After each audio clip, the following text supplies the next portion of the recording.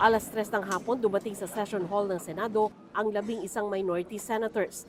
Gaya ng nagdaang 2 araw, hindi sumipot ang mayorya na kinabibilangan ni Senate President Alan Peter Cayetano.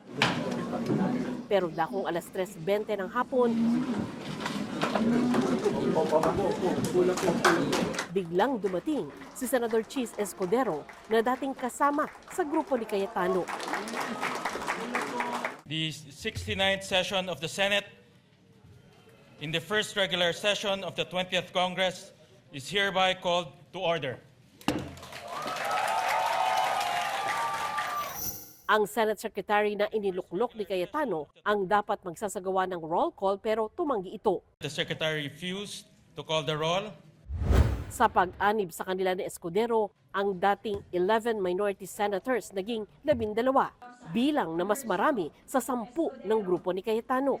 With 12 senators present, the chair declares a quorum. Mr. Presiding Officer, I move to declare all elected positions in the Senate vacant.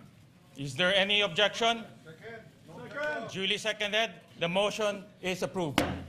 Kasunod, naluklok si Gatchalian bilang Senate President pro tempore na kaagad nanumpa.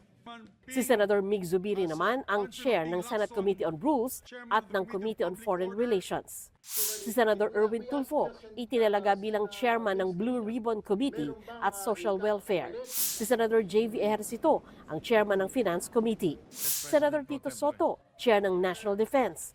Senador Ping Lacson, chair ng Public Order Committee and Accounts. Si Senador Raffy Tulfo, chairman ng Public Services. Senador Bam Aquino, chairman ng Basic Education. Si Senador Kiko Pangilinan ang Committee on Agriculture. Senador Riza Ontiveros sa Health. Senator Lito Lapid, Games and Amusement. At Senador Chis Escudero sa Committee on Housing. Itinalaga namang Senate Secretary si Ray Bantug. At Sergeant at Arms naman si dating Police Major General Alfredo Soto Corpus. We are compelled to call the session to order today. After the Senate adjourned on May 26, 2026, session was scheduled to resume on Monday, June 1, 2026, and on Tuesday, June 2, 2026. But the former Senate President failed to appear in both instances.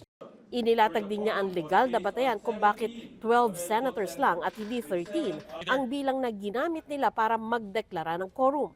The quorum of 12 is based on majority of 22 senators over whom jurisdiction can be obtained by the Senate. This is in full accord with the ruling of the court in Avellino versus Cuenco that an absolute majority of 12 out of the 23 members can constitute a constitutional majority of the Senate for quorum purposes. Naitalaga naman si Gatchalian bilang acting president ng Senado. Sa press conference ni New Majority spokesperson Erwin Tulfo, pinaliwanag nito na nananatiling Senate President si Cayetano dahil hindi nila nakamit ang bilang ng 13 senators para maalis ito sa pwesto. We cannot touch the Senate presidency because we don't have 13. Pero pagkatapos ng press conference, naglabas ng pahayag ang bagong Senate majority. Nilinaw nila, hindi na raw si Cayetano ang Senate President dahil diniklara nilang bakante ang lahat ng posisyon, kabilang ang posisyon ng Senate President.